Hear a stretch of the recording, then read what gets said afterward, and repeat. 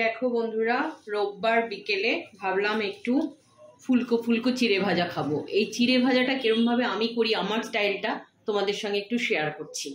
হ্যাঁ দেখো, কড়াইতে তেল দিয়েছি, তেলটা বেশ একটু ভালো গরম হবে আর তেলটা একটু বেশি লাগবে কিন্তু। হ্যাঁ দেখো, একদম ফুলের মতো সাদা ফুলকো ফুলকো হবে, এটা বয়স্করাও আরামসে খেতে পারবে।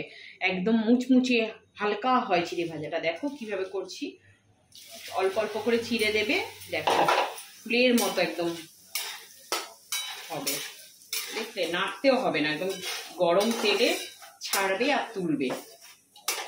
বেশি ভাজবে না, ভাজলে আর চিড়েগুলো একটু শক্ত হয়ে যাবে। দেখো এরকম ভাবে করবে। দেখো চিড়েটা দিচ্ছি আর তুলছি,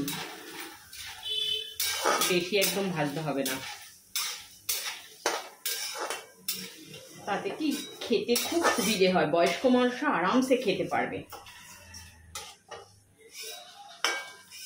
আর তোমরাও খেয়ে দেখবে, আমার কথা মতো একটু এই চিড়ে ভাজাটা খেয়ে দেখবে, অসাধারণ লাগে, অসাধারণ।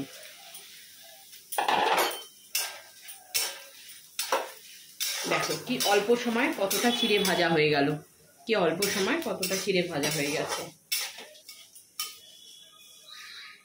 এটা ঠান্ডা করে কৌটোয় ভরে রেখেও দিতে পারো, সন্ধেবেলা একটু চায়ের সাথে খেলে খুব ভালো লাগবে। সন্ধেবেলা তো আমরা খুব একটা ভারী টিফিন খাই না, আজ একটু ছুটির দিন আছে, রোববার আছে, ভাবলাম এটা একটু করে তোমাদেরকে একটু দেখাই।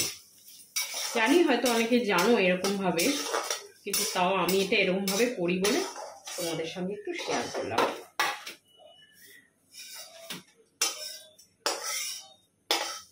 ব্যাস হয়ে গেছে আমার চিড়ে ভাজা। বেশি ভাজবো না, কেন আমার লোক নেই তেমন খাওয়ার। চিড়ে ভাজা হয়ে গেছে। দেখো এই চিড়ে ভাজাটাকে একদম ফুলকো, তোমরা একবার করে খেয়ে দেখো খালি কিরকম টেস্ট লাগে। এবার এর মধ্যে দেবে তোমরা কাঁচা পেঁয়াজ কুচি করেও দিতে পারো, কাঁচা লঙ্কাও কুচি করে দিতে পারো, আর অবশ্যই একটু গোলমরিচের গুঁড়ো দেবে। গোলমরিচের গুঁড়ো, এই দেখো গোলমরিচের গুঁড়ো আর নুনটা অবশ্যই দেবে। নুন গোলমরিচের গুঁড়ো দিয়ে আমরা খাবো আজকে।